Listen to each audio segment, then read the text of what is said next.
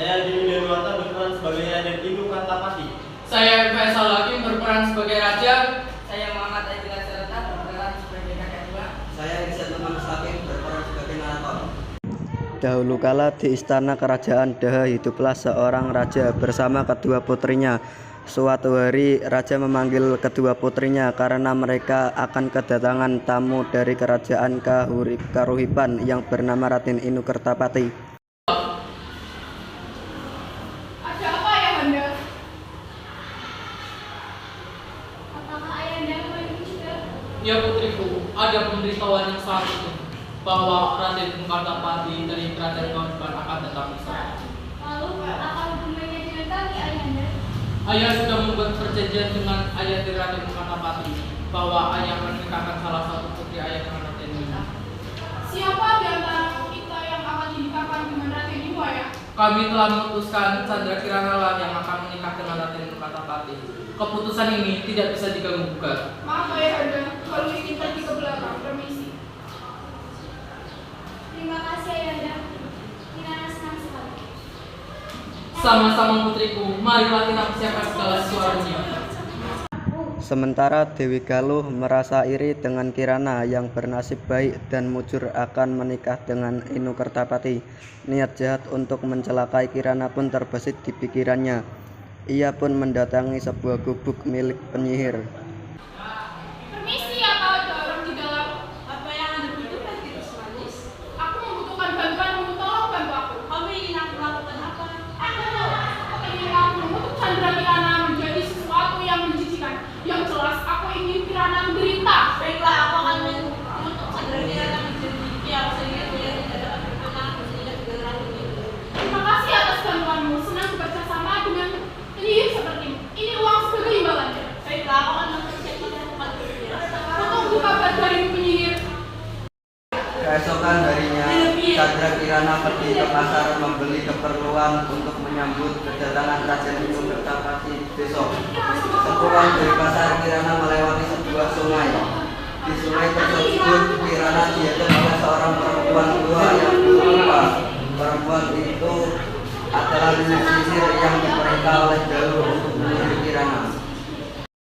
Wah, Chandra Kirana, apa kabar rumah? Kelihatannya kau sangat senang dari aku. Siapa kamu? Diam, aku akan menyihir menjadi keong. Kenapa kamu ingin menyihirku? Apa salahku? Saudaramu lah yang menyuruhku untuk mengutukmu. Lalu, tidak mungkin. Kau pasti berbohong. Sudah, jangan banyak omong, terima saja nasibmu. Wah, Tidak!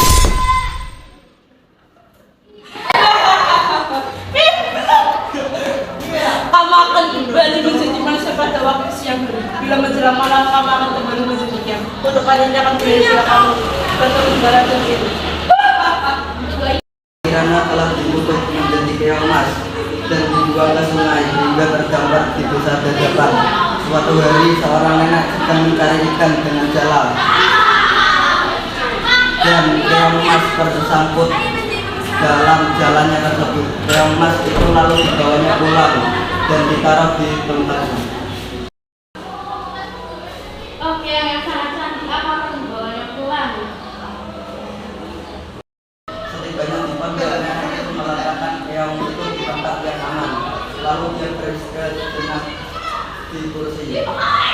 Sampai jam segini aku belum juga mendapatkan ikan. Aku harus mencari ikan lagi. Kalau tidak mendapatkan ikan, aku mau makan apa? Nenek itu kembali mencari ikan di sungai. Kemudian Kirana kembali ke wujud manusianya. Kenapa aku bisa ada di sini? Oh iya, ada seorang nenek yang membawaku. Kasihan sekali nenek itu. Tenang saja, dia harus mencari ikan terlebih dahulu. Aku akan membuatnya makanan juga. Hingga menjelang malam nenek itu tidak mendapat ikan seekor pun.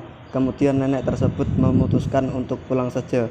Sesampainya di rumah ia sangat kaget karena di meja sudah tersedia masakan yang sangat enak-enak.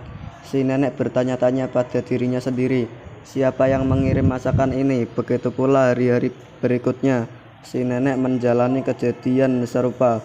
Keesokan hari paginya nenek ingin mengintip apa yang terjadi pada saat dia pergi mencari ikan.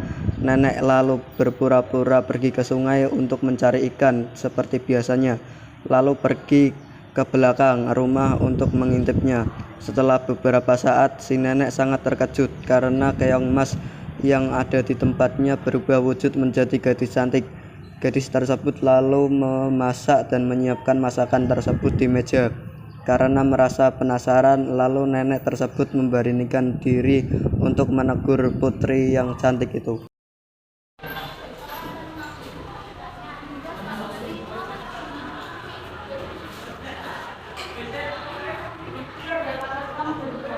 Dari mana asalmu?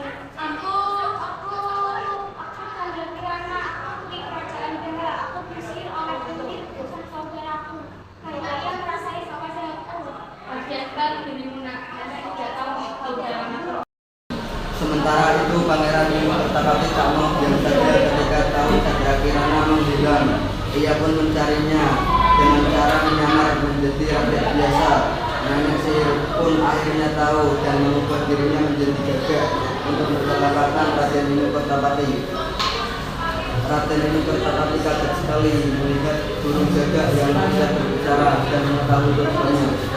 Ia menganggap burung gagak itu sakti dan menurutinya, padahal Raden ini memberikan arah yang salah.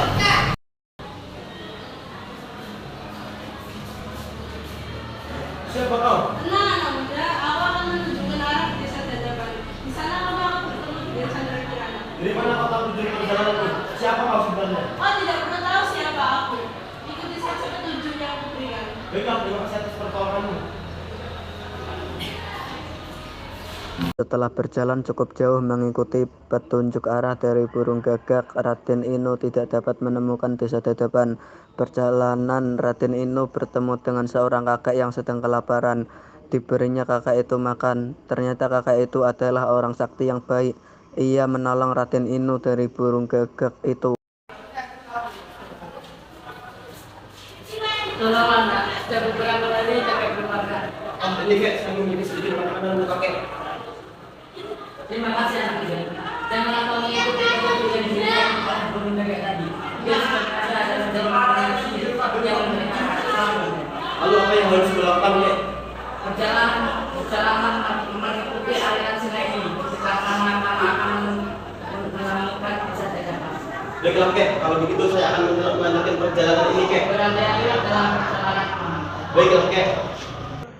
Setelah berjalan berhari-hari, sampailah Raden Inu di desa Dadapan. Ia menghampiri sebuah gubuk yang dilihatnya untuk meminta seteguk air karena perbekalannya sudah habis. Di gubuk itu sangat terkejut karena dia bertemu dengan Chandra Kirana. Akhirnya sihir dari nenek sihir pun hilang karena perjumpaan itu. Wah, di sana ada pondok. Mungkin aku bisa menurut istirahat sejenak karena aku sudah sangat lelah sekali dari perjalanan sejauh ini. Permisi. Iya, sebentar. Chandra Kirana, Adik Nino, kenapa bisa ada di sini? ceritanya sangat panjang. Sudah berhari-hari aku mencari kamu. Ayo pulang, aku sudah tunggu di rumah. Terima kasih banyak karena kamu telah menyelamatkanku. Siapa Kirana? Oh nenek, kenalkan ini Raden Inu yang pernah kita ceritakan waktu itu. Dia menyebut Kirana pulang, tapi Kirana tidak tega meninggalkan nenek. Tidak apa-apa Kirana, pulanglah. Nanti kamu merindukan keluargamu. Begini saja, nenek ikut kami ke istana dan hidup bersama kami di sana. Akhirnya Raden Inu memboyong Chandra Kirana beserta nenek yang baik hati tersebut ke istana, dan Chandra Kirana menceritakan perbuatan Dewi Galuh pada sang raja. Raja minta maaf kepada Chandra Kirana dan sebaliknya Dewi Galuh lalu mendapat hukuman yang setimpal. Karena Dewi Galuh merasa takut, maka dia melarikan diri ke hutan. Pernikahan Chandra Kirana dan Raden Inu Kertapati pun berlangsung dan pesta tersebut sangat meriah. Akhirnya mereka hidup bahagia. Sekian penampilan dari kelompok Keong Mas, kami ucapkan Terima